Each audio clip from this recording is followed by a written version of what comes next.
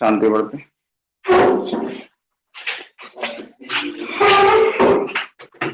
Good morning, Ram Ram सभी को। अपना वोकैब नोट कर लेना जो आपको वन में डिमिनेटिव्स आपको मिले हुए हैं, स्मॉल वन, ठीक है ना। जैसे बोल का बुलेट वगैरह। नमस्ते, हाँ नमस्ते। अब ठीक है, साउंड वगैरह सब सही है। हाँ चलो ठीक, ये कभी कभी हो जाता है ऊपर से इनके अपने एप्लीकेशन। चलो ठीक है।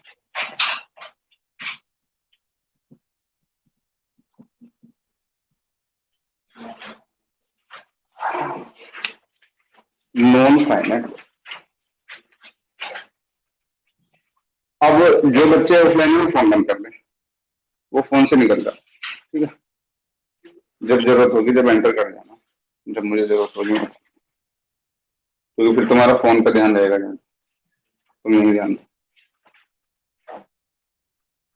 अब ध्यान से समझिएगा, दो तरह की वर्ब्स होती है हमारे ग्रामर में, finite verbs,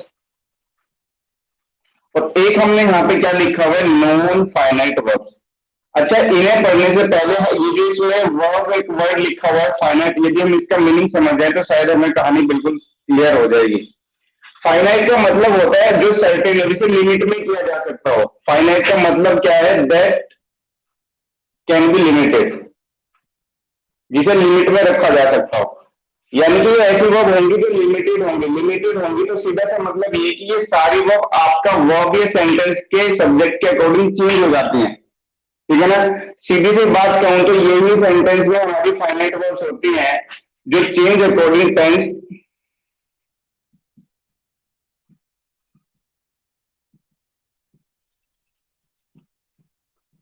and the number of subject. Subject के नंबर के अकॉर्डिंग चेंज हो जाती है। अभी आप उतारेंगे नहीं, ठीक है, बस समझो इसे जितना मैं कह रहा हूं। अगर मैंने इससे पहले नॉन लिखा है तो नॉन का मतलब ये है कि एक ऐसी वर्ब रही होगी जो कभी भी चेंज नहीं हो पा रही होगी, ना तो सब्जेक्ट के नंबर के अकॉर्डिंग ना ही टेंस के अकॉर्डिंग। सीधा सा मतलब ये राजी से हम लिमिट में नहीं कर पा रहे, ये हमारे हाथ की बात है नहीं। That can not be limited. अब इस नॉन फाइनाइट वर्ब में ऐसी कैसी वर्ब्स हो सकती है कि जो सब्जेक्ट के नंबर के अकॉर्डिंग चेंज नहीं हो रही है टेंस के अकॉर्डिंग। पहले कुछ सेंटेंस देखना और उन बेसिस पर तय करिएगा एक बार। मैंने कहा शी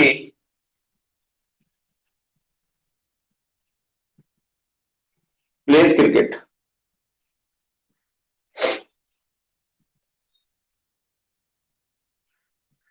मैंने लिखा Raman went to Delhi yesterday.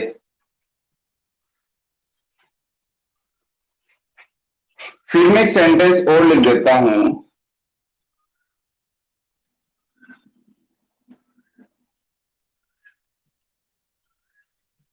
To meet him.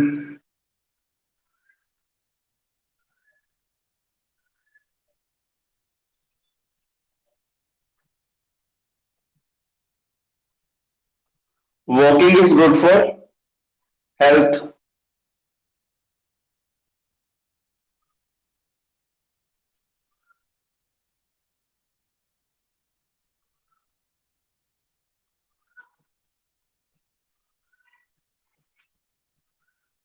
Mind पे कोई ज्यादा बर्डन नहीं है, अभी सिर्फ इतना आपको समझना है कि इस नॉन फाइनाइट का मतलब क्या है, क्योंकि वर्ब कितने तरह के होंगे नॉन फाइनाइट, वो तो हम भी डिस्कस कर ही लेंगे। फिलहाल जो सेंटेंस आपके सामने लिखे हुए हैं, आपको बस कुछ आइडेंटिफाई नहीं करना बच्चों को, आपको आइडेंटिफाई करना है कि इस फाइनाइट के अकॉर्डिंग हम फाइनाइट वर्ब कौन सी रखेंगे कैटेगरी में, और नॉन फाइनाइट की कैटेगरी में कैसे रखेंगे। दूसरी बात, ये बच्चों के सामने से पहले दिक्कत है कि वर्ब हम कैसे किसे कहते हैं, कि सेंटेंस में हम पता कैसे लगाएं कि इस वर्ड को हम वर्ब कहेंगे। ये हमने बेसिक में पढ़ लिया होगा। हैपनिंग या डूइंग बताने वाला कोई भी वर्ड वो क्या कहलाएगा, हमारा वर्ब कहलाएगा।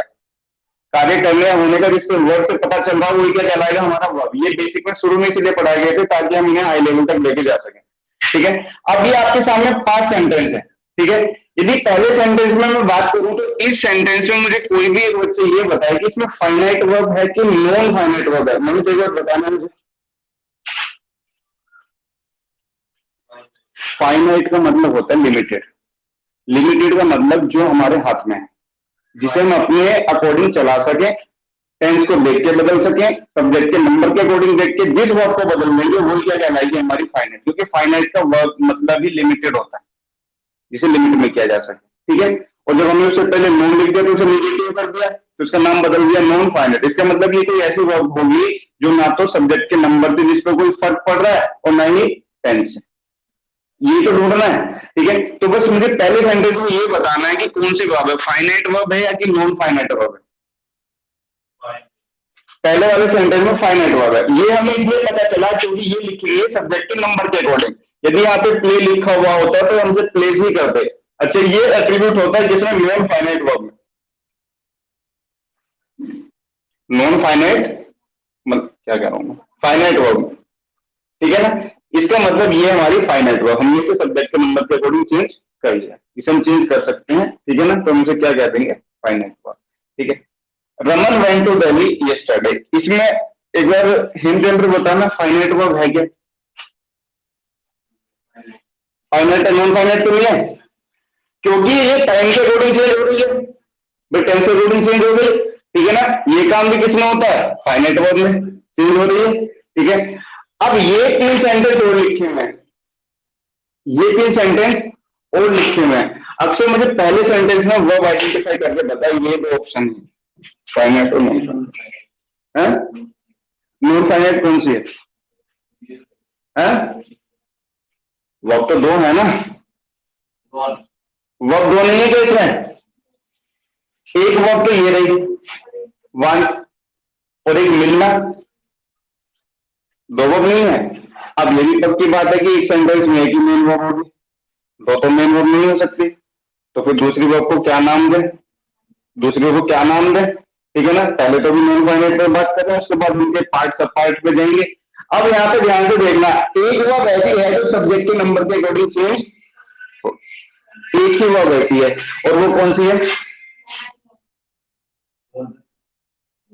क्योंकि हमें आई के अकॉर्डिंग हमने क्या लिख दिया, वन, हमने इसे चेंज किया, हमने इसे चेंज नहीं किया। तो जिसे सब्जेक्ट के नंबर या टेंस के अकॉर्डिंग चेंज करते हैं वो हमारी क्या कहलाती है, फाइनाइट वर्ब। लेकिन इसके अलावा एक वर्ब और है स्टेटमेंट में, यदि मेन वर्ब के अलावा सेंटेंस में एक और वर्ब दिख रही है आपको, तो वो समझ जाना कौन सी वर्ब रही होगी, नॉन फाइनाइट वर्ब। कौन सी वर्ब रही होगी, नॉन फाइनाइट वर्ब। आइडेंटिफाई करना बड़ा आसान, पहला sentence, I want to play cricket,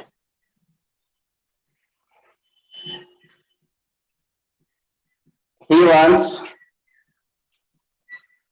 to play cricket. मैं तो आपको ये बताना चाह रहा हूं कि नॉन फाइनाइट वर्ब का एट्रीब्यूट होता क्या है स्टेटमेंट में, आप उसे आइडेंटिफाई करते कैसे।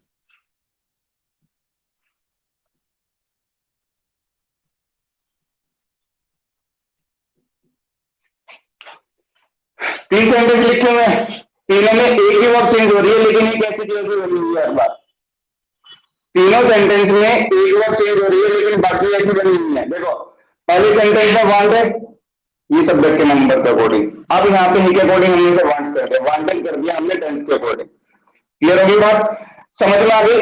इसका मतलब टू पे हर बार ऐसा क्या नहीं बना हुआ, इसका सब्जेक्ट के नंबर या टेंस पे कोई ध्यान ही नहीं है हमारा, वो चेंज होगा भी नहीं उससे, ठीक है। तो ध्यान रखना, ये जितनी वर्ब लिखी है ये सारी फाइनाइट वर्ब और ये नॉन फाइनाइट वर्ब। तरीके कई हैं समझाने के, लेकिन सेंटेंस में देख के आप पता लगा लोगे कि मेन वर्ब के अलावा और कोई वर्ब स्टेटमेंट में है तो अपने आप समझ जाइएगा कि वो नॉन फाइनाइट वर्ब है। नॉन फाइनाइट वर्ब कितने टाइप के होंगे, किस किस तरह के होंगे। पहले सेंटेंस में नॉन फाइनाइट वर्ब आइडेंटिफाई हो गई, कौन सी है, टू मेक, ये है, क्योंकि ये तो मेन वर्ब हो गई, ये फाइनाइट वर्ब है, ये क्या हो गई हमारी नॉन फाइनाइट वर्ब। एक बार सेकंड सेंटेंस में देखना,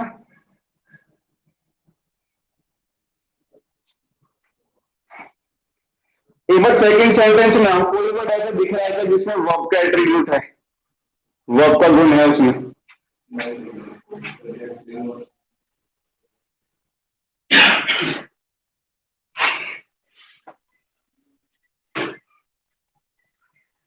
लगाओ थोड़ा दिमाग, राशि बताना एक बार। Fourth, walking is good for health. इस सेंटेंस में मुझे फाइनाइट और नॉन फाइनाइट वर्ब आइडेंटिफाई करके बताना है। सबसे पहले आपको फाइनाइट वर्ब बताना है, वॉकिंग, वॉकिंग किसके अकॉर्डिंग लिखा गया है, वर्किंग किसके अकॉर्डिंग लिखा गया है? क्या कोई सब्जेक्ट है? चेंज कर पाओगे इसे? चेंज कर पाओगे? लेकिन ये तो बात मुझे पता ही है कि मैं यहाँ पे आर लिख देता, working are good for health, तो बात समझ में आ जाती, कह देते कि नहीं इजी गलत है ये बात, तो आपको इजी लिखना पड़ेगा क्योंकि जो हमारी वर्क के आईएनजी फॉर्म में सब्जेक्ट बन के आ रही है उसका नंबर हमेशा सिंगुलर रहता है। अभी तो मैंने आपका इनका नामकरण किया ही है नॉन फाइनाइट वर्क का, अभी तो सिर्फ मैं आपको इतना ही बता रहा हूँ कि नॉन फाइनाइट वर्क को पहचाने कैसे स्टेटमेंट में। अब आप ध्यान से देखेंगे यहाँ पे मेन वर्क कौन सी है? ये है फाइनाइट वर्क। लेकिन एक वर्क और है, वर्क बेसिक किसी भी रूप में आपके सामने लिखी गई है, बन के तो वर्क से आया है, वर्क तो वर्क होती है, यहीं से बन के आया है, ठीक है ना। ये हो गई हमारी कौन सी वर्क? Non finite work. एक ये नॉन फाइनाइट वर्क है, इसका फेस वैल्यू थोड़ा अलग है, ये दिखने में अलग से लग रहा है नॉन फाइनाइट वर्क। एक नॉन फाइनाइट वर्क क्या है हमारा? वर्किंग, वर्क का मतलब घूमना, इसी से तो बन के आया है ना, है तो ये भी वर्क की फॉर्म ही, क्लियर है। अब इसका मतलब ये भी नॉन फाइनाइट वर्क है, अब इसका नाम क्या है वो भी अभी तय कर लेंगे। तनु, इस सेंटेंस में फाइनाइट और नॉन फाइनाइट दोनों को आइडेंटिफाई करके बताओ। बच्चों को सबसे बड़ी दिक्कत तो ये है कि नॉन फाइनाइट हो रहा है पर, ठीक है, नॉन फाइनाइट नहीं है, चलो देखते हैं विशालू,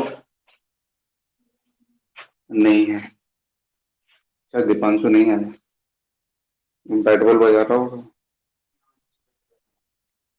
ठीक, कौन है ऑनलाइन? वंशिका शर्मा, वंशिका शर्मा।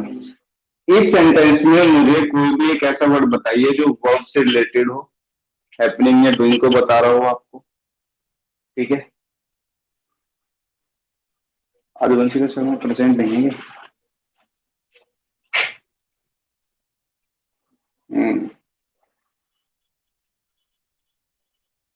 क्या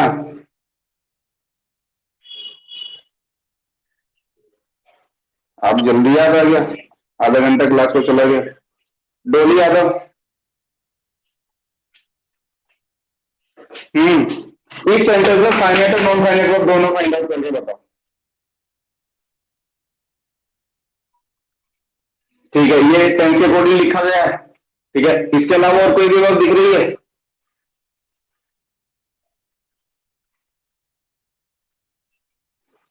क्या इंस्पायर, इंस्पायर वर्ड वर्ब नहीं होता? यू शुड इंस्पायर यू, इसका मतलब तुम्हें उसे इंस्पायर करना चाहिए, उसी से बन के एक वर्ड लिखा हुआ है यहाँ पे इंस्पायरिंग, ये भी तो वर्ब से बन के आया है। ये इसे छोड़ के अलग वर्ब है, अपना अलग काम कर रहा है, भाई काम तो अलग ही करेगा, ये मेन वर्ब है ना, ये रही एक वर्ब, ये नॉन फाइनाइट वर्ब है। देखो मैं अभी आपको पहले बता देता हूँ, इसमें सबसे पहला तरीका है कि आपको वर्ड को देखो से पहचान होना चाहिए कि वर्ब, क्योंकि वर्ब से जनरेट होकर नॉन फाइनाइट वर्ब बनेंगे सारे के सारे, सारे के सारे वर्ड, ठीक है। नॉन फाइनाइट वर्ब वर्ब से, क्योंकि वर्ब का ही तो पार्ट है ये भी, वर्ब के वर्ब जो है वो अलग अलग तरीके से काम करेंगे, रूप इनके अलग होंगे, क्लियर है, लेकिन वर्ड सभी के सभी वही रहेंगे। सबसे पहला काम हमारा यही है स्टेटमेंट में कि फाइनाइट वर्ब क्या है। अगर मैं सीधे शब्दों में बात आपसे करूं तो फाइनाइट वर्ब को ही मेन वर्ब कहते हैं सेंटेंस, फाइनाइट वर्ब को क्या कहते हैं? Main verb. अब उसी सेंटेंस में यदि मेन वर्ब को छोड़कर और दूसरी वर्ब आपको दिख रही है उसी सेंटेंस में, तो समझ जाना वो कौन सी वर्ब होगी? आपकी नॉन फाइनाइट वर्ब, सीधा से बात अभी है। अभी सिर्फ मैंने आपको आइडेंटिफिकेशन बताई है कि नॉन फाइनाइट वर्ब और फाइनाइट वर्ब होते क्या, ठीक है। डीपली जाएंगे अभी इनके तीनों, तब तक आप इसे नोट कीजिए।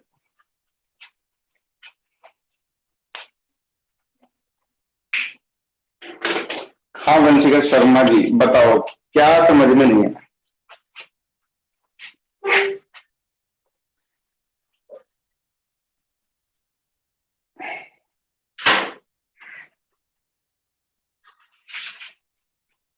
हाँ बताओ, मैं एग्जाम्पल पूछूं आपसे?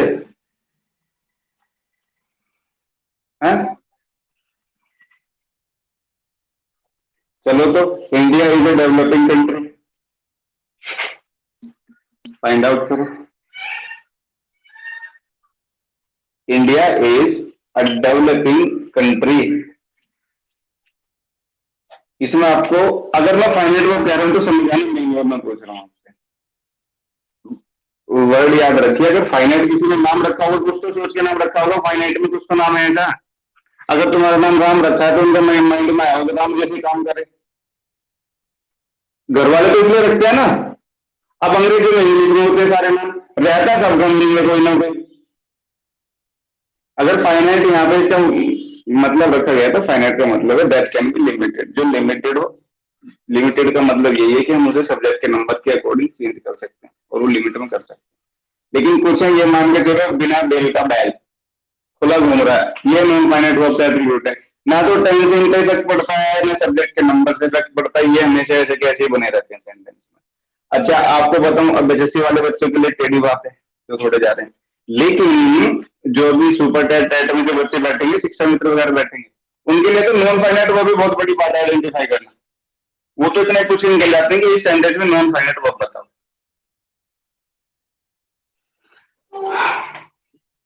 हाँ अब इसमें नॉन फाइनाइट वर्ब बताना मुझे, जो सेंटेंस मैंने पूछा आपसे। डेवलपिंग, डेवलप से बन के आया वो वर्ड है ये, डेवलप एक वर्ब है वहीं से जनरेट होकर डेवलपिंग आया। ठीक है चलिए बढ़िया। अभी बहुत सेंटेंस करेंगे क्लियर। अभी इतने माइंड में रखो फाइनाइट और नॉन फाइनाइट में डिफरेंस क्या है, फिर देखेंगे कि नॉन फाइनाइट वर्ब कितने तरह के। ओके।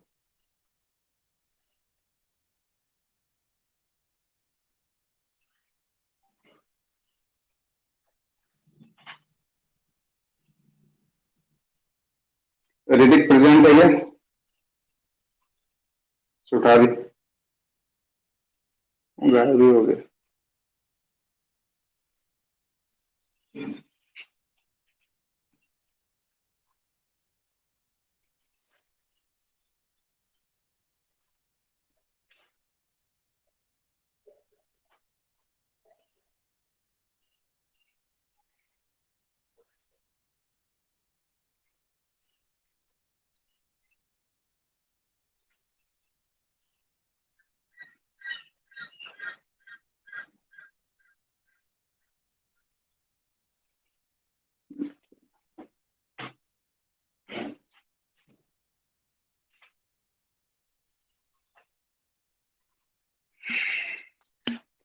बच्चों को समझाने के लिए हम जो टीचर लोग हैं बड़े आसान आसान वर्ड यूज करते हैं कि बच्चे को ये बात समझ में आ जाए, उन्हें उन्हीं के तरीके से जोड़ के बताया जाए।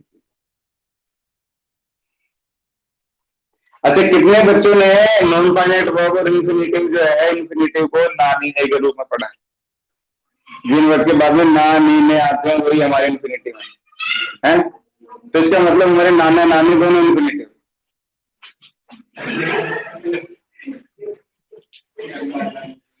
नाना और नानी हमारे क्या, इन्फिनेटिव। घर जाके बोलो इन्फिनेटिव नंबर 1 नमस्कार, इन्फिनेटिव नंबर 2 आपको भी नमस्कार, है ना।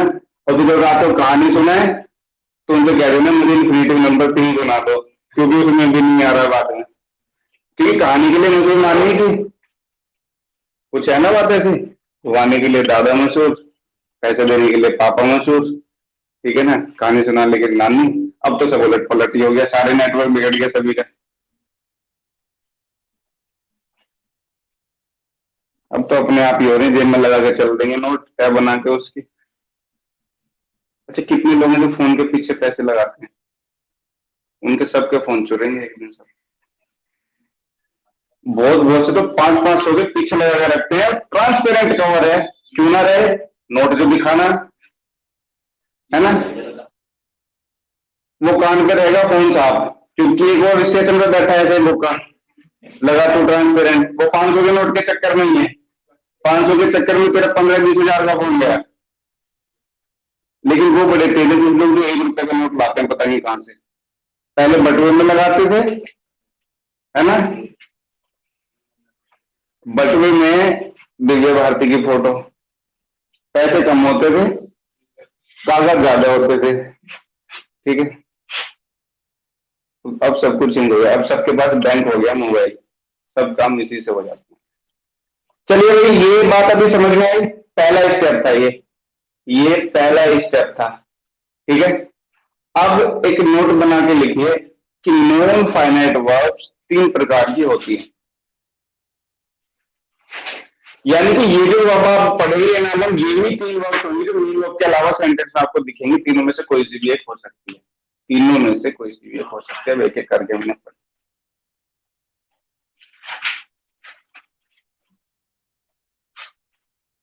अगर सेंटेंस में मेन वर्ब के अलावा और कोई वर्ब आपको दिख रही हो तो तीनों में से एक ही होगी कोई। ठीक है, चलिए।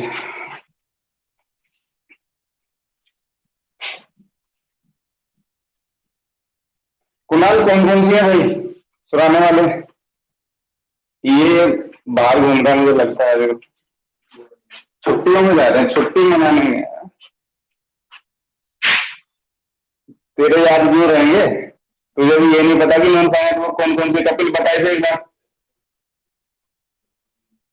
इसे पता ही नहीं नालायक को। बिल्कुल सही बात है भैया। इन्फिनिटिव हो गया,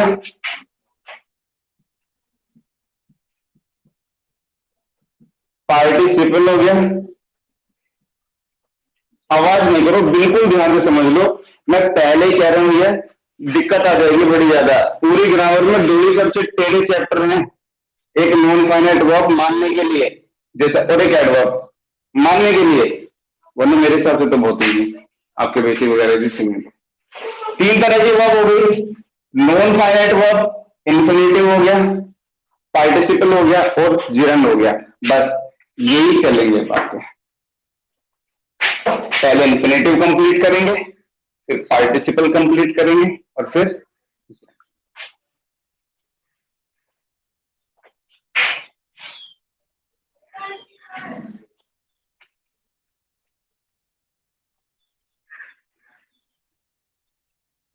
GERUND। ठीक है, 3 तरह की हमारी वर्ब्स हो गई। नॉन फाइनाइट वर्ब आइडेंटिफाई कर लेना, इन्फिनेटिव हो गया, पार्टिसिपल हो गया और जिरंड। ठीक है, अब पहले इन्फिनेटिव की हेडिंग लगा लेना। अब इन्फिनेटिव को ध्यान से समझते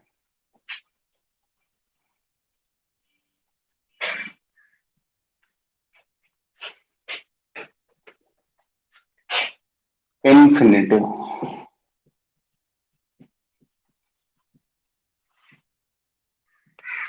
नॉर्मली लोग कहते हैं कि इन्फिनेटिव जो होता है टू और V1 लिख के बनता है, समझते जाइएगा सारी कहानी है क्या। ठीक है, इन्फिनेटिव आपको बनाने के लिए टू प्रीपोजिशन की जरूरत पड़ती है और साथ में वर्ब की बेस फॉर्म की आपको जरूरत पड़ती है। अभी बात करेंगे कि इन वर्ब्स की हमें जरूरत पड़ी क्यों, हमें क्यों इन्हें यूज करना पड़ रहा है मेन वर्ब के अलावा सेंटेंस में। इसका मतलब कोई ना कोई इनका काम जरूर रहा होगा सेंटेंस में जो हम इन्हें यूज कर रहे हैं। उससे पहले बात ये कि जो इन्फिनेटिव होगा ना, इसके भी अपने टाइप होते हैं। 4 तरह का इन्फिनेटिव होता है, 4 तरह का। इसमें टेंशन मत लेना, ये आपने पढ़ा हुआ है, बस आपको दिखाना है मुझे कि आपने कहां पढ़ा है। ठीक है, रटने की जरूरत है ही नहीं आपको। सबसे पहला इन्फिनेटिव प्रेजेंट इन्फिनेटिव। मैं पूछ नहीं रहा, पूछ के मुझे टाइम बर्बाद नहीं करना। Second perfect infinitive.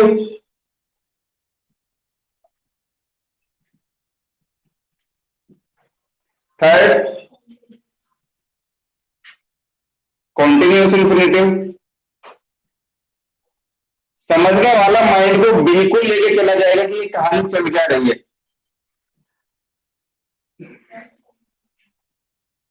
परफेक्ट आपसे मैं खुद वर्ब बनवा दूंगा, अपने आप वर्ब बनवा लोगे कि इनकी वर्ब क्या होंगी, कैसे हमें इन्हें बनाना है। ठीक है,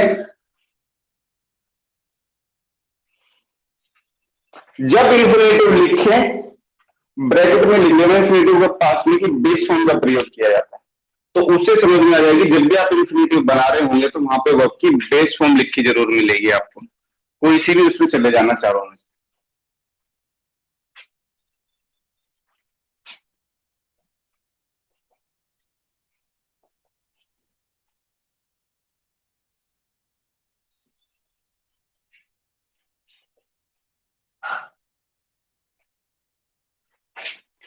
भाई लाइन वगैरह तुम तो सीधी खींच लेना, क्योंकि मेरा तो मैटर थोड़ा क्या लगे।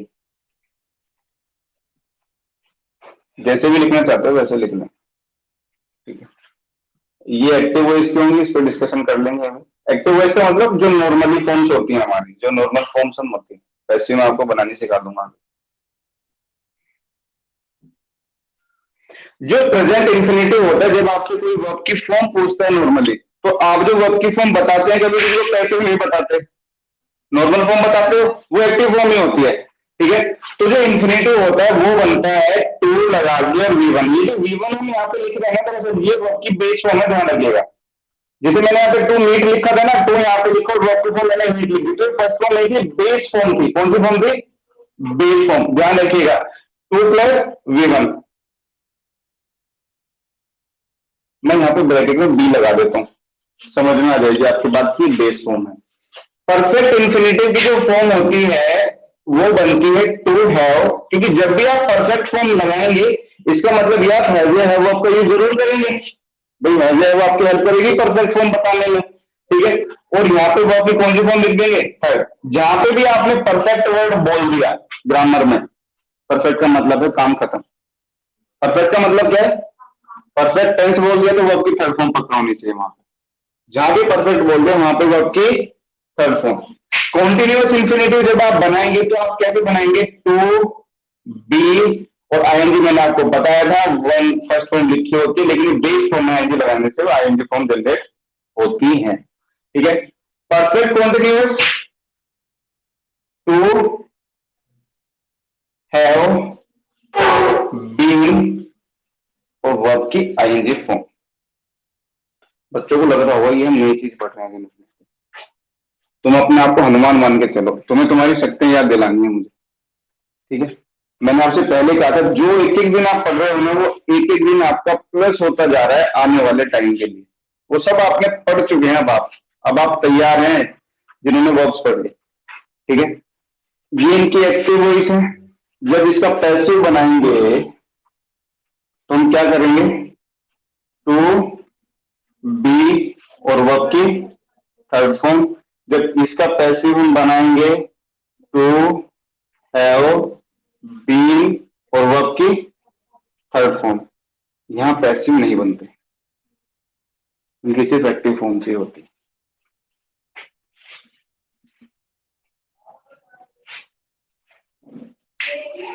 समझ में आ रही है बात? अभी बता देंगे चार तरह का क्यों होता है, क्यों होने से, और ये है क्या चीज है, और यही वर्ब की फॉर्म क्यों बनी है, यही वर्ब की फॉर्म्स क्यों बनी है और वर्ब की फॉर्म्स क्यों नहीं। ये सारे रीजन आपको देंगे, क्योंकि मेरी कोशिश है कि जब आप आज इस क्लास को छोड़ के जाए ना, आपके माइंड में ये नहीं होना चाहिए कि यार आज मुझे इन्फिनिटिव याद भी करना है। अभी मुझे इन्फिनिटिव याद भी करना है कि यार कितनी तरह की फॉर्म है, क्या क्या इसकी वर्ब की फॉर्म्स है। ठीक है ना, तो आप बिल्कुल माइंड को अलर्ट रखिएगा। अब समझने वाले कितने बच्चों ने यहाँ पे ध्यान दिया हो कि ये वर्ड कुछ जाने पहचानने से लग रहे हैं? कॉन्टिन्यूअस, परफेक्ट, परफेक्ट कॉन्टिन्यूअस, ये कहीं ना कहीं सुने सुने से वर्ड है हमारे, क्योंकि टेंस पढ़ के आए हैं और बहुत पावरफुल चैप्टर है टेंस, बहुत पावरफुल चैप्टर है। अगर बंदा, हमने तो पूरी जिंदगी पढ़ाई टेंस, हमने तो पूरी जिंदगी पढ़ाई टेंस, जब तक कंपटीशन में नहीं आए। सिक्स से लेके 10th 11th तक हमने टेंस ही पढ़ा, टीचर्स ने हमें टेंस ही पढ़ाया। हमें लगा टेंस के अलावा कुछ होता ही नहीं, टेंस के अलावा कुछ होता नहीं है। बाद में समझ में आया कि जिसका टेंस क्लियर है, वर्ब क्लियर है, उसे कोई हराने वाला ही नहीं है दुकान में। 60% ग्रामर वर्ब ही है। अगर आपने वर्ब सीख ली ना, तो आप ये मान लीजिए आप 60% इंग्लिश में तैयार है, 60% पेपर वर्ब से ही आता है आपको किसी ना किसी रूप में। 60% पेपर आपका वर्ब से ही आता है। ठीक है, अब इसे ध्यान से समझ लेते हैं कि ये मैटर है क्या। ये इंफिनिटिव है, पहली बात तो समझ में आ गई। नॉन फाइनाइट वर्ब सही तरीके वो तो याद रखनी पड़ेगी देखो आपको, उसमें कोई ट्रिक नहीं है, ट्रिक तो खैर है नहीं, ये लॉजिकल क्लैरिटी है, बेसिक है। एक इंफिनिटिव हो गया, एक पार्टिसिपल हो गया, जेंड हो गया। आज हम क्या पढ़ रहे हैं? इंफिनिटिव को हम आज पढ़ रहे हैं। इंफिनिटिव जो होता है बेस फॉर्म से तैयार होता है, टू की फॉर्म लेके चलते हैं। कितने तरह के इंफिनिटिव होगा हमारा? चार तरह का। Present infinitive, perfect infinitive, continuous infinitive और परफेक्ट कॉन्टिन्यूअस। चलिए ठीक है, दरअसल ये जो प्रेजेंट इंफिनिटिव लिखा है ना, इसे इंडेफिनिट इंफिनिटिव भी बोल देते हैं। इसे जब कभी एनसीईआरटी वगैरह पढ़ाई जाती थी, सारा बेसिक उनमें था, तो वहां पे V1 नहीं लिखा होता वर्ब में। बेस फॉर्म जहां बेस है वहां बेस लिखा होगा, जहां V1 होगा वहां V1 ही लिखा हुआ होगा। ठीक है, जो एनसीईआरटी की बुक्स आती हैं, रेमन मार्टिन की बुक्स हैं, बड़ी अच्छी अच्छी किताब है, कहीं ना कहीं उसमें हमें ये इंडेफिनिट इंफिनिटिव के नाम से भी लिखा हुआ मिल जाता है। ठीक है, जब बच्चा पूरा पढ़ के तैयार है, मेरी बात ध्यान से समझना, क्या हमने इंडेफिनिट स्टेट नहीं पढ़ी थी टेंस की? प्रेजेंट में इंडेफिनिट थी या नहीं थी? पास्ट में इंडेफिनिट था कि नहीं था? फ्यूचर में इंडेफिनिट था कि नहीं था? बिल्कुल,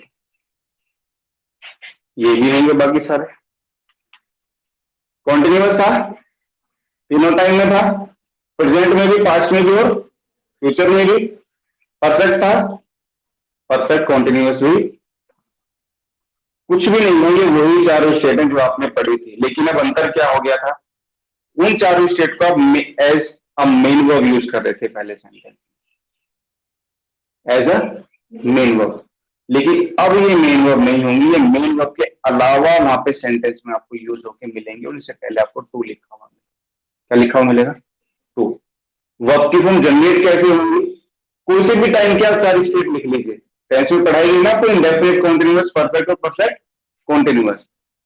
अब यदि मैं आपसे कहूं कि मैं चार सेंटेंस आपको लिख के दे रहा हूं और मुझे कुछ नहीं करना, उनकी इन्फिनेटिव फॉर्म बना के देनी है आपको चारों, क्योंकि चारों वही तो स्टेट है, इंडेफिनिट, परफेक्ट कॉन्टिन्यूअस और परफेक्ट कॉन्टिन्यूअस। तो आप उन वर्ब की फॉर्म को कैसे बनाएंगे, यही क्यों आएंगे, इनके अलावा क्यों नहीं आ पाती है वर्ब की? बात समझ में आ रही है? चार सेंटेंस में लिख देता हूं और उन चार सेंटेंस को ध्यान से देखना है। प्रेजेंट के लिख रहा हूं सारे, पास्ट के लिख लो, फ्यूचर के लिख लो, कोई फर्क नहीं पड़ने वाला।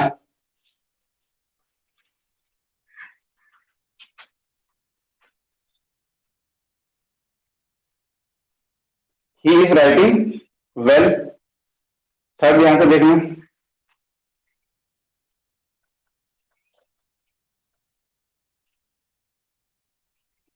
He has written well. और फिर मैं यहां पे फोर सेंटेंस लिख लेता हूं,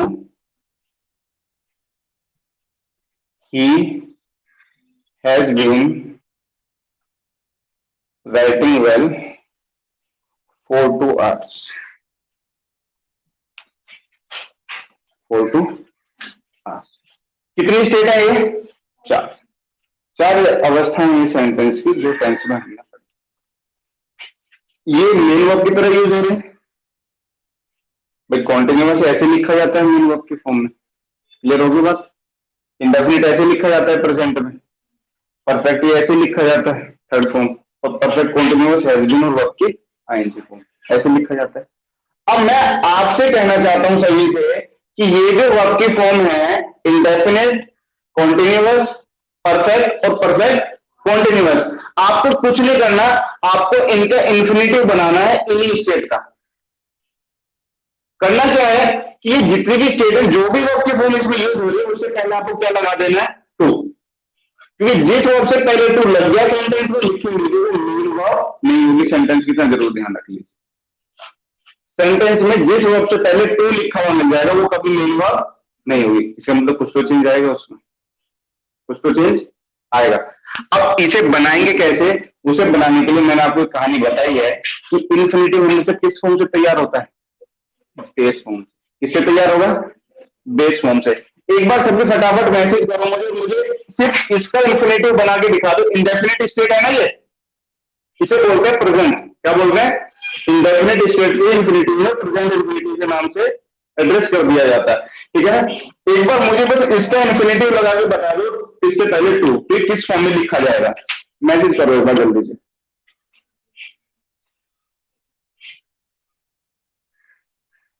कुमार बोला टू राइट,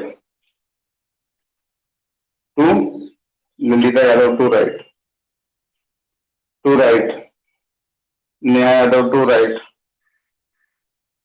नेहा सब्जेक्ट नहीं लगाना वहां पे।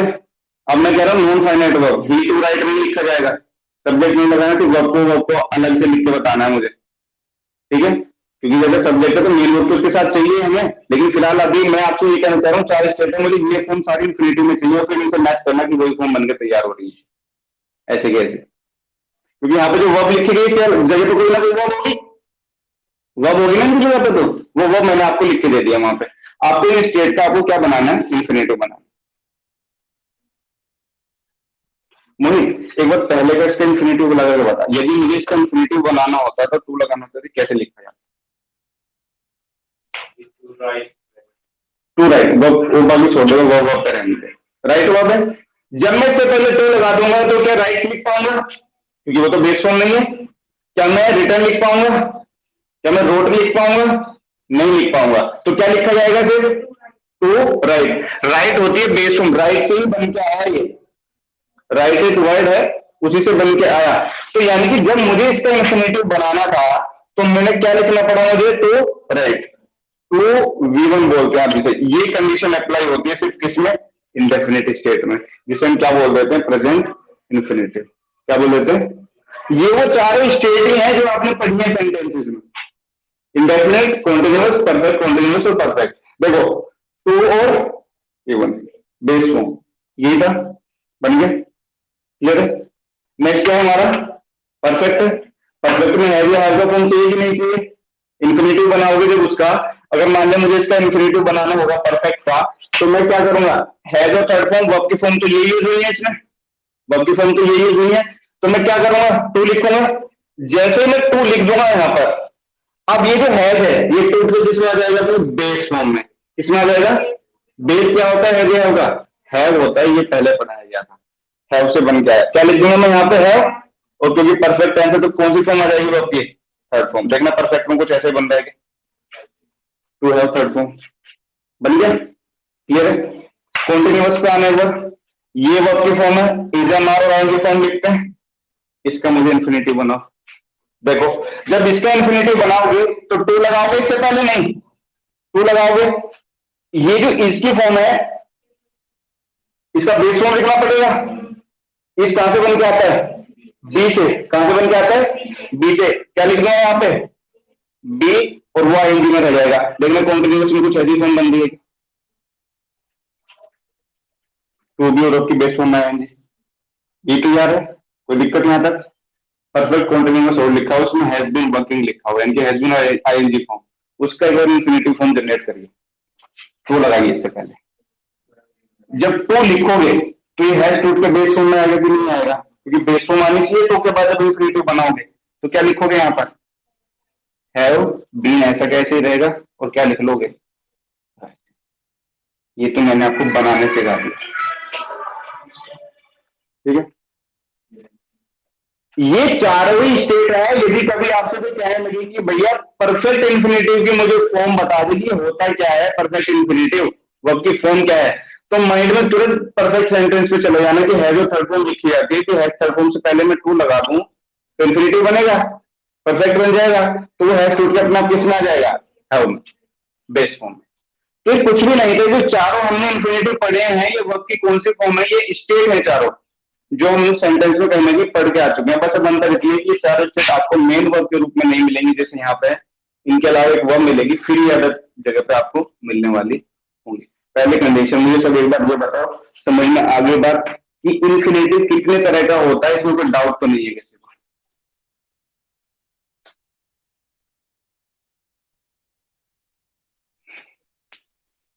मैसेज करके बताओ एक बार।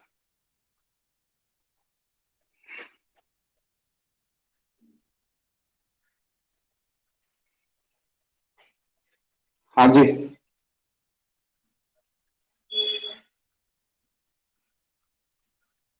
हम्म।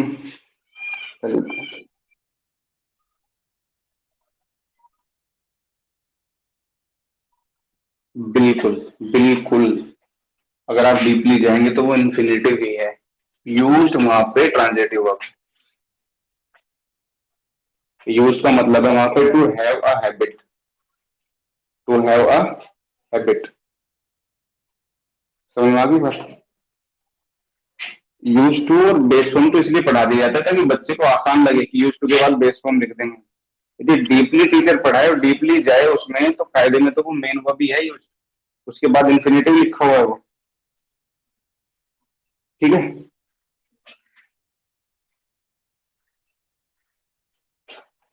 आगे बढ़ेंगे, चले यहां तक मामला सही है, कोई दिक्कत तो नहीं है कुछ, ठीक है। पैसिव की फॉर्म ऐसे रहने देना। पैसिव में थर्ड फॉर्म को लिखते हैं ना, थर्ड फॉर्म को लिखते हैं ना। जब मेन लॉ को थर्ड फॉर्म में पहुंचा दोगे तो पता कैसे चलेगा कि इंफिनिटी में बेस फॉर्म कहां दिखाओगे, तो बी की फॉर्म को बेस बना के लिख दो। क्लियर है ना बात? भाई थर्ड फॉर्म लिखते हो ना, बी की फॉर्म क्या बना के लिख दो, बेस। ध्यान रख लीजिए सभी, जब भी इंफिनिटी लिखोगे तो बेस फॉर्म लिखनी ही लिखनी है, तो क्या बात, किसी भी स्टेट में जाके बेस फॉर्म लिखनी ही लिखनी है आपको, ठीक है। चलिए अब एक नोट लिखना, क्या तो नहीं पर नॉर्मली लिख लीजिए जैसा किताबों में लिखा हुआ।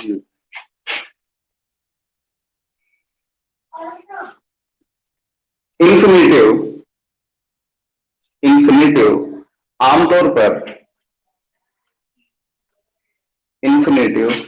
आमतौर पर नाउन की तरह कार्य करता है। अगर मैं आमतौर लिखवा रहा हूं तो इसका मतलब हमेशा नहीं है, ये हमेशा नहीं है, ये तो पीछे छुड़वाने वाली बात है, ठीक है। बॉक्स में बंद कर लो, किसी मत कह देना नाउन ही होता है, आप तो कम से कम मत कह देना आमतौर पर कहते उसका मतलब 90%, ठीक है। अब ये बात सभी समझ में है कि जब आप कोई वर्ड को नाउन या प्रोनाउन कह रहे हैं ना, तो आप उसे इसलिए नाउन या प्रोनाउन कह पा रहे हैं क्योंकि वो सेंटेंस में दो ही जगह पर प्लेस हो सकता है, या तो सब्जेक्ट बन के आ सकता है या ऑब्जेक्ट बन के आ सकता है, या तो सब्जेक्ट बन के आएगा या फिर ऑब्जेक्ट बन के। मान लो कोई वर्ड है राम, ये नाउन है, आप इससे दुनिया में कोई भी सेंटेंस बनाइए, कोई भी सेंटेंस में से यूज कीजिए, ये आपको दो ही जगह पे लिखा हुआ मिलेगा, आप खुद ही लिख के देख लीजिए, या तो ये सब्जेक्ट होगा या ऑब्जेक्ट होगा सेंटेंस, इसके अलावा इससे कहीं प्लेस ही नहीं है। क्लियर है? तो जो इन्फिनिटी फॉर्म है हमारी, नॉर्मली जो टू वी1 से हम जनरेट कर देते हैं, ठीक है। नॉर्मली तो इन्फिनिटी को लोगों को पता है टू और वी1 होता है, लेकिन कहानी इससे कहीं ज्यादा है। तो हमने किसकी तरह आमतौर पर कार्य करता है ये, अब समझना मेरी बात कि ये जो वर्ब है नॉन फाइनाइट वर्ब हमें यूज क्यों करनी पड़ती है स्टेटमेंट में, हम क्यों से लिखते हैं, ठीक है ना। नाउन की तरह, मतलब नाउन इक्विवेलेंट, अगर नाउन नहीं है तो काम ये नाउन की तरह कर सकता है। आप ऐसे मान के चले आप घर पर नहीं है और कोई काम है, आप अपने दोस्त के पास घर पर गए, आपको अपने दोस्त से कोई काम था, वो घर पर नहीं मिला, तो उसके पापा ने कह दिया उसे नहीं तो भैया मुझे बता दो, इतना मैं काम कर दूंगा। समझ में आ गई बात? जहां पे हमारा नाउन नहीं मिला तो नाउन की तरह हम से काम करवा देंगे, हमें एडजेक्टिव नहीं मिलेगा तो एडजेक्टिव की तरह पार्टिसिपल से काम करवा देंगे। समझ में आ गई बात? तो ये उनकी इक्विवेलेंट हो जाती है, उनकी तरह स्टेटमेंट में काम करना शुरू कर देते हैं, क्योंकि मेन वर्ब तो रहती नहीं है सेंटेंस में, तो कुछ ना कुछ तो काम करेंगे वहां पे रहेंगे, है ना। अब वो आइडेंटिफाई करेंगे आप सेंस के अकॉर्डिंग, क्या सेंस सेंटेंस में आ रही होगी कि हम इसे आइडेंटिफाई कर पाए कि नाउन है कि नहीं, ठीक है ना। अब कितने बच्चों ने नाउन को नाउन के तरीके से ही पढ़ा होगा। जब भी बच्चों के माइंड में नाउन आता है तो नाउन यही सोच के आते हैं कि व्यक्ति वस्तु स्थान और फलाने ढमकाने के नाम को क्या कहते हैं, नाउन। इतना ही है ना, काम खत्म। कहने वाला ये भी कह सकता है नाम को ही नाउन कहते हैं, लेकिन कितने बच्चों को ध्यान जाता है कि नाउन और प्रोनाउन कंपटीशन लेवल पर हमें किसी को पता है डेफिनेशन, और एक नाउन की याद है, जिनकी याद होनी चाहिए उनकी याद भी नहीं है बच्चों को, ठीक है। कितने बच्चों को याद है कि जब हमने नाउन या प्रोनाउन माइंड में हमारा है नाउन आया तो सबसे पहले ये ध्यान में आना चाहिए हमें कि जो भी वर्ड हम नाउन या प्रोनाउन बोल रहे हैं ये हमें या तो सब्जेक्ट की जगह दिखना चाहिए या ऑब्जेक्ट, ये याद करने वाली बात, ये याद करने वाली बात है। अगर मैंने आपको इंफिनिटिव लिखवा दिया कि ये सब्जेक्ट या ऑब्जेक्ट होगा या नाउन होगा, सीधा तो ये तो कह रहा हूं मैं, नाउन कह दिया तो सब्जेक्ट या ऑब्जेक्ट हो गया, तो कहीं ना कहीं तो दिखना चाहिए हमें, वो दिखा देते हैं। चलो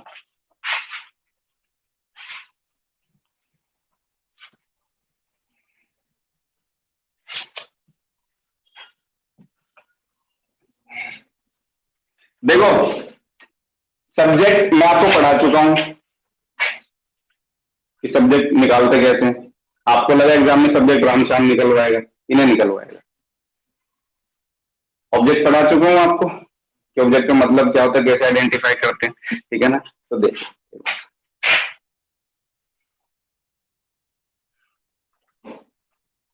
बड़ा कॉमन सेंटेंस है, छोड़ नहीं सकते। कभी कभी आपका टाइम इतना सही होता है ना कि ये चिपका हुआ मिल जाता है सेंटेंस में, ऐसे सी में सिलेंडर ब्लैक लगा के आ गया था, है ना। ये जो अर लिखा हुआ है ना ए डबल आर, ये वर्ब होती है, इन्फिनिटिव हमेशा वर्ब से बनता है, ध्यान रखिएगा। वर्ब की फॉर्म होती है, इन्फिनिटिव बनाती है। इसका मतलब होता है गलती करना। ये जो वर्ड पढ़ते हैं ना एरर, क्या करते हैं, एरर, ये इसी से बन क्या है वर्ब होती है जब भी वर्ब होता है। ये क्या होता है? किसका? गलती। एरर सब्जेक्ट ऑब्जेक्ट बन के आएगा सेंटेंस में, ठीक है ना? मतलब ये नाउन हो गया और ये वर्ब की तरह यूज होगा, ये वर्ब की तरह यूज होगा। अंतर ये, मतलब को मार दो बोलो, इनका पार्ट स्पीच पढ़ लो अपने आप, हम से हो जाए, है ना? फिर किसी को बताओगे भैया गलती करना, और गलती हो जाएगा दोनों में अंतर क्या है भाई? गलती और गलती करने में अंतर क्या है भाई? तो उसे फिर तुम्हें एक बात समझानी पड़ेगी, एक मकाम होता है एक नहीं, और तो सीधी सी बात है ना, एक वर्ब है, एक बार में बता दो, ठीक है? अब ये सेंटेंस लिखा हुआ है वेयर इज ह्यूमन, इस सेंटेंस में कितनी वर्ब है? कितनी वर्ब है? दिख नहीं रहा? यहाँ आ जा अगर दिख नहीं रहा तो मैं एक बार विक्रांत है क्या? मनीष गुप्ता,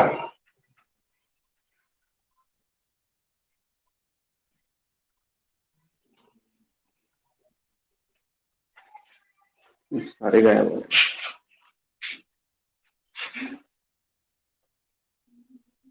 चलो तो मैं नेहा को बुला लेता हूँ एक बार।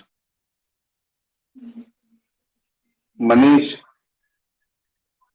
हाँ नेहा, इस सेंटेंस में क्या मुझे सब्जेक्ट आइडेंटिफाई करके बता सकते हैं कि इस सेंटेंस में सब्जेक्ट क्या है? हाँ, तो ये क्या है फिर? हाँ तो इन्फिनेटिव नहीं है?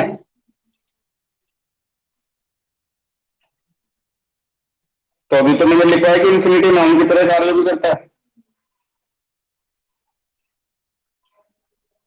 हाँ, अभी देख लेते हैं लोग।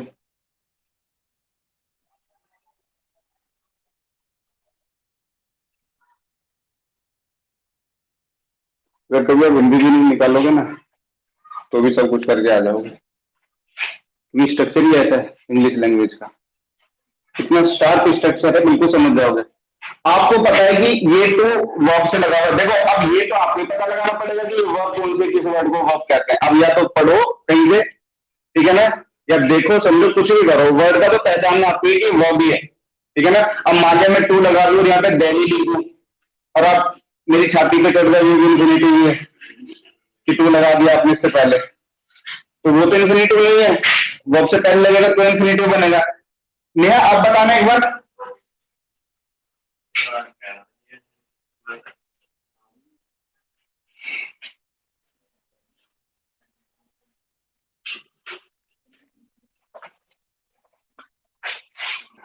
अब ध्यान से समझ लो सभी, ये वर्ब लिखी हुई है,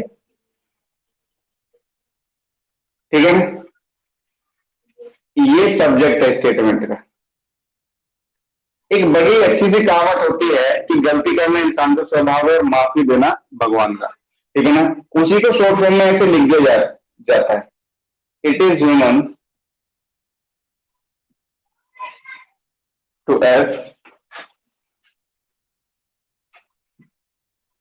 and to forgive divine.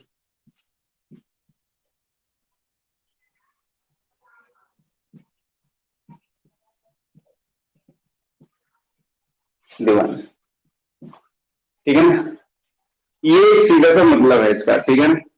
It is human to error to forgive divine, तो इसका मतलब सीधा सा ये है, अपनी सीधी फॉर्म में लिखता है टू एरर इज ह्यूमन, गलती करना इंसान का स्वभाव, ये इनका कहना है।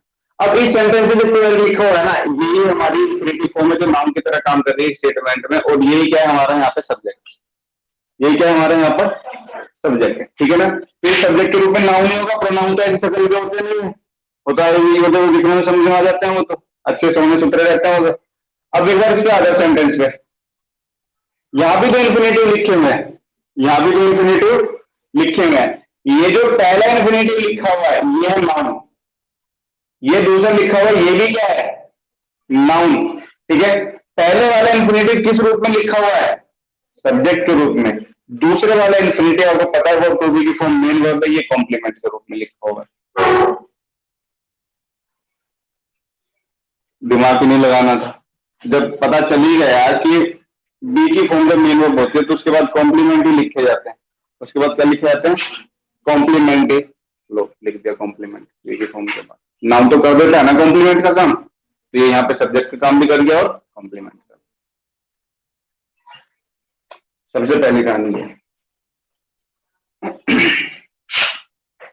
कि इन्फिनेटिव वर्ब की तरह भी, उसके नाउन की तरह भी काम करता है, यानी कि सब्जेक्ट ऑब्जेक्ट बन के सेंटेंस में जैसे एक नाउन काम करता है वैसे ही आपको हर जगह मिल जाएगा।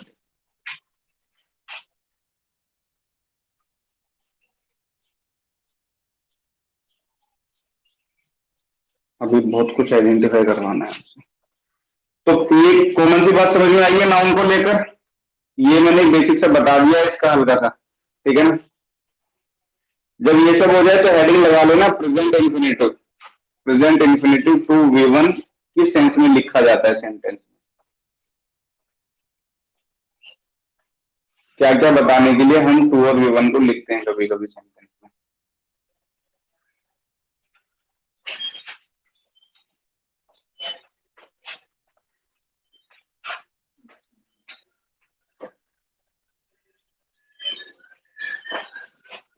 मिटा दूं?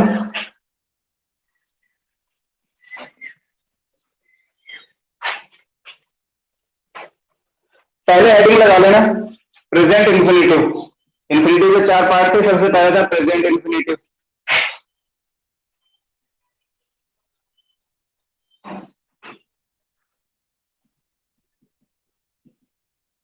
नॉर्मली फॉर्म इसकी होती क्या है? 2+V1। ये प्रेजेंट इंफिनिटिव की फॉर्म है। अच्छा, ये जो फॉर्म होगी ना आपको दो जगह पे लिखी हुई मिलेगी। या तो काम अभी होना है यानी काम अभी हुआ ना हो, एक्शन टू बी डन। ये जो इंफिनिटिव की फॉर्म आपको क्या बताती है? काम अभी नहीं हुआ, काम अभी नहीं हुआ। या फिर क्या बता रहा होगा आपको? यहाँ से कोई पर्पज बता रहा होगा। ये दो सेंस में लिखा जाता है। उद्देश्य, बस मेरे एक बार ध्यान से सुन लेना। जहां पर एक्शन टू बी डन को बता रहा होगा वहां पे तो होगा ये नाउन। क्या होगा? ये नाउन। और जहां पे पर्पज को बता रहा होगा वहां पे होगा एडवर्ब। क्योंकि जितने रिप्लाई वाई से निकल जाते हैं ना, क्यों का जवाब जिससे भी आप मान लेते हैं, क्यों का जवाब, वो सारे एडवर्ब ऑफ रीजन होते हैं या तो एडवर्ब ऑफ पर्पज होते हैं। भाई आपने किसी से सवाल पूछा क्यों, उसके दो आंसर होंगे, या तो कारण बताएगा या उद्देश्य बताएगा। इसके अलावा तो नहीं है कोई। मैंने कहा भैया तो क्यों आता है यहाँ, क्या कारण रहा तेरा यहाँ आने का, तो कुछ तो बताओगे ना, ठीक है। तो वाई के रिप्लाई सारे एडवर्ब कहलाते हैं, ध्यान रखिएगा। तो ये देखो इन्फिनिटिव एडवर्ब भी बन गया, ठीक है। तो वर्ड को रटना नहीं है, वर्ड पे रुको, वर्ड से जवाब मांगनी शुरू करो। अब देखो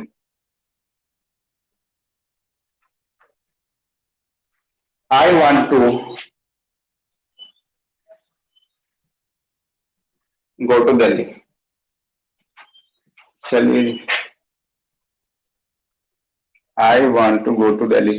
बड़ी सिंपल सिंपल सी बात बताऊंगा, ज्यादा परेशान नहीं, क्योंकि पूरा फिर इस पे आपको क्वेश्चन देने हैं मुझे। एक सेंटेंस और देखो,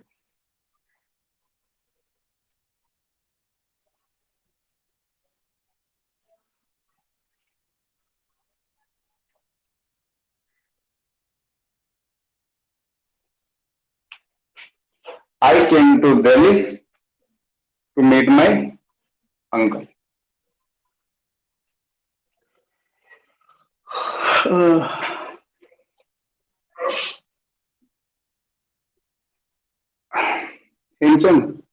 ये दिल्ली में है कि नहीं है? अगर ये सेंटेंस किसी ने लिखा होगा तो वो कहाँ होगा?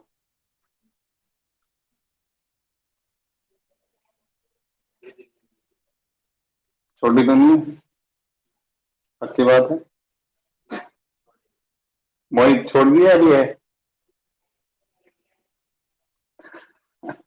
देखो ये कम वाली सेंटेंस लिखा हुआ है, इसका मतलब दिल्ली नहीं है। अगर वो दिल्ली से दूर होता तो वो वेंट का यूज करता।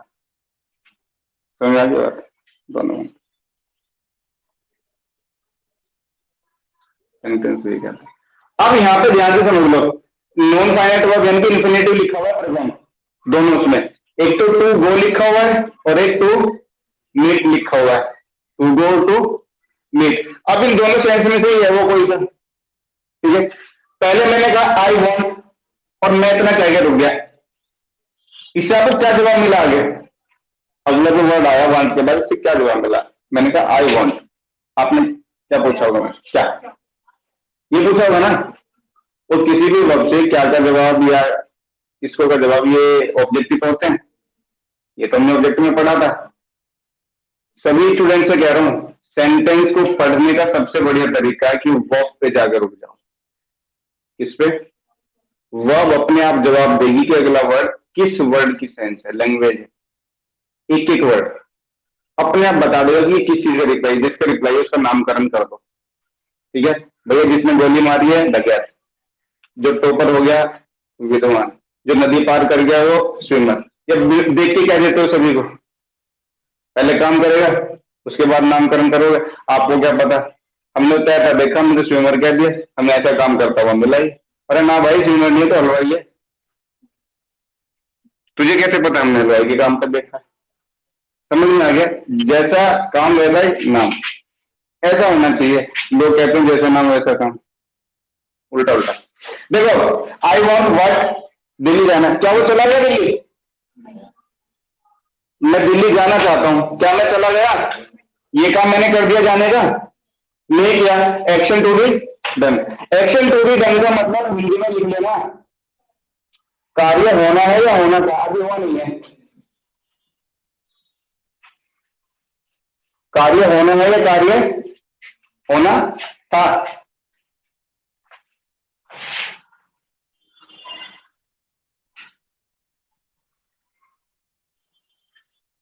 चलिए, तो पहले वाले सेंटेंस में जो हमारा इंफिनिटिव लिखा हुआ है, एक तो नाउन बन के ऑब्जेक्ट बन के लिखा हुआ है। क्या बन के लिखा हुआ है?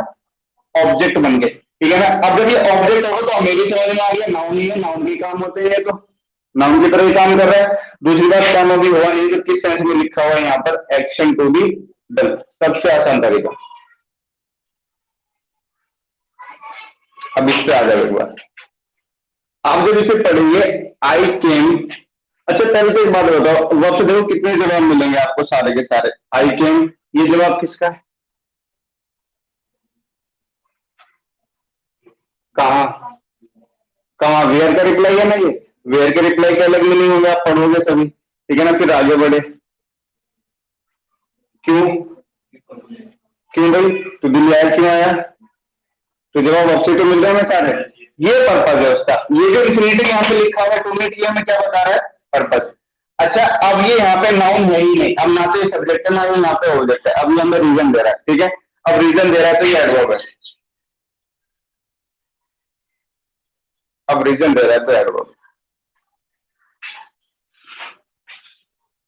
देखो दो सेंटेंस और लिखूंगा, मानूंगा नहीं। I hope to pass the exam.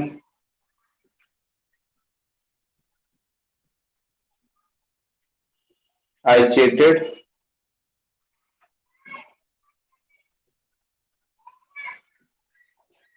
कितने बच्चे मैच देखते हैं? हाँ टीवी पे। टीवी की बात कर रहा हूँ, रिलेटेड यहाँ से गाँव वालों की बात नहीं कर रहा हूँ। वहां तो सीधा ही चला मार रहा मार, उससे ग्रामर से कोई लेना देना नहीं है, ठीक है ना।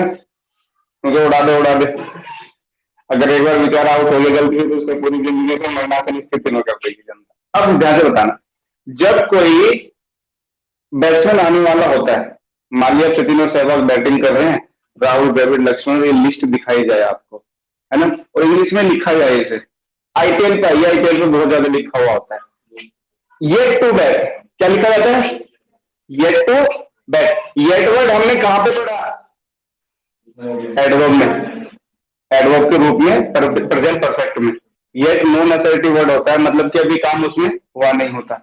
जब काम हुआ ही नहीं तो फिर मैंने वहां पे इन्फिनिटिव लगा दिया। टू बैट का मतलब, बैट का मतलब बैटिंग करना भी होता है, बैटिंग करना। इसका मतलब अभी बैटिंग करेंगे, अभी करी नहीं है। तो वहां पे जो इन्फिनिटिव लिखा हुआ है ना, वो आपको बताता है एक्शन टू बी डन को, यानी काम अभी होगा, काम अभी नहीं होगा। क्लियर है बात इतना सही? अब ये जो सेंटेंस लिखे हुए हैं, फेस वैल्यू तो सेम है, टू पास ही है हर बार। वर्ब से जवाब मांगने क्या क्या जवाब मिलता है दोनों में, क्या दोनों एक ही तरीके से काम कर रहे हैं यहाँ पे? अभी मैं ले लेता हूँ। कुछ बच्चे ऑनलाइन बैठे हैं, खाने वाने की महक आ रही है, लगता है खाना वाना। इसे पकड़ो। सोचते खत्म हो जाते हैं बच्चे, इतने से ही हैं, यहाँ से सोचता हूँ किसे पकड़ू, जब तक बच्चे खत्म। ठीक है, किससे पूछना चाहिए? विक्रांत। विक्रांत, इस टू पार्ट को मुझे आइडेंटिफाई करिए, इंफिनिटिव सेंटेंस दोनों के दोनों सही है, आपको कोई करेक्शन इसमें नहीं करना।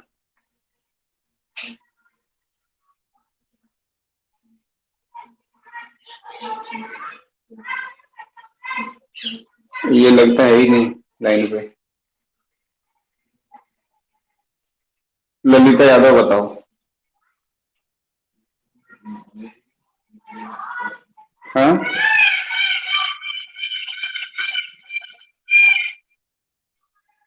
हाँ, बात समझ में आ गई थी सभी को?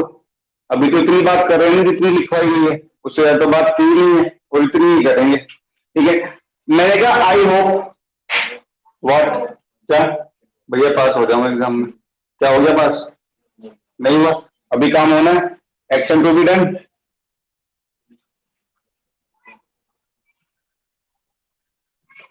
एक्शन टू बी डन, इस सेंस में ये ऑब्जेक्ट ही होगा, वर्ब के मेन वर्ब के बाद में, हमेशा ध्यान रखना है यहाँ पे।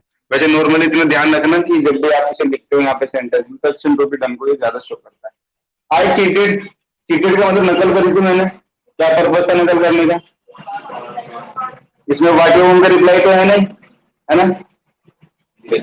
पर्पज, चीटिंग करने का पर्पज, ध्यान रखिएगा।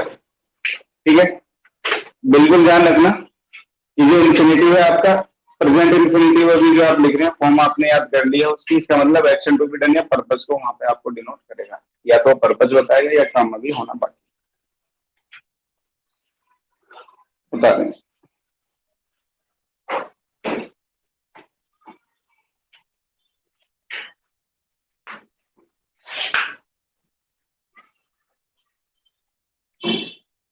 ये तो सही है, मौसम सही है, रात से मौसम बारिश वारिश हो रही है।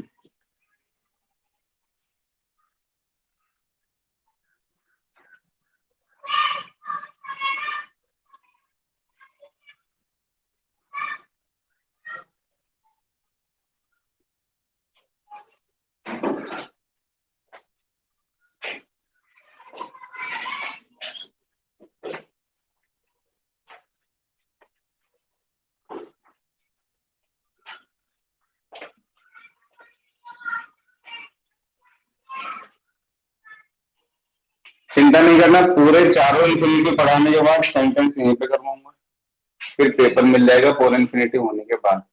अब इन्फिनिटी की चारों स्टेट होंगी ना ये, तो इसके लिए कुछ क्वेश्चन दिए जाएंगे आपको प्रैक्टिस के लिए, अभी यहीं पे कल मिल जाएंगे। ठीक है, कल ही करेंगे उन्हें, फिर जब कंप्लीट इन्फिनिटिव पर्स हो जाएगा, फिर इन्फिनिटिव का आपको पेपर मिलेगा। ठीक है, लेकिन जितना बताया जा रहा है उतना ही माइंड में रखते हैं।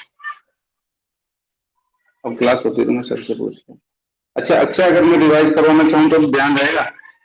नॉन फाइनाइट वर्क कितनी तरह की होती हैं? कौन कौन सी? हाँ, नॉन फाइनाइट वर्क कितनी तरह की होती है?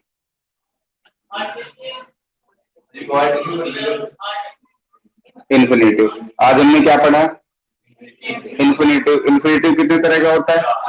चार, ये भूलोगे तो नहीं जिंदगी में। कौन कौन सा?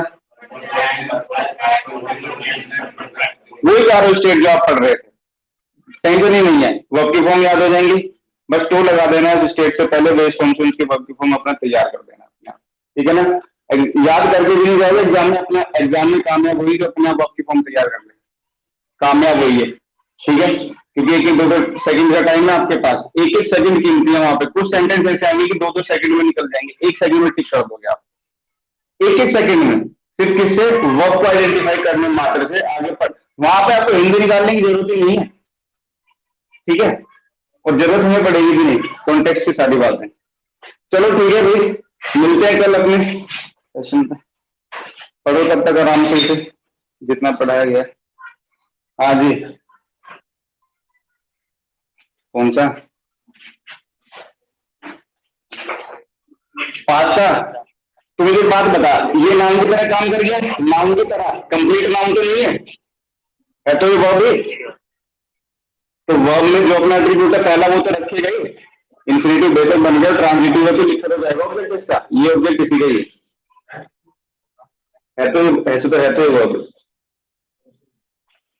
ठीक है। हाँ जी।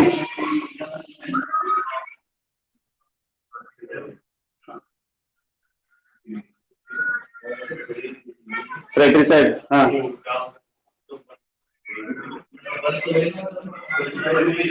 सोरोरिसाइड है, ये मैंने आंसर लिखा है आपका एग्जाम का, जो एग्जाम में आया हुआ है वो मैं बिल्कुल तेरा मान रहा हूँ कि सोरोरिसाइड जो होता है सिस्टर के लिए। मैंने आपको इसे लिख के देखिए, वो ऑप्शन ना मिले तो आप इसे ही एप्लीकेबल करें, क्योंकि एग्जाम में आया हुआ है, मैंने नहीं लिखा अपनी तरफ से। ठीक है, उतना ध्यान।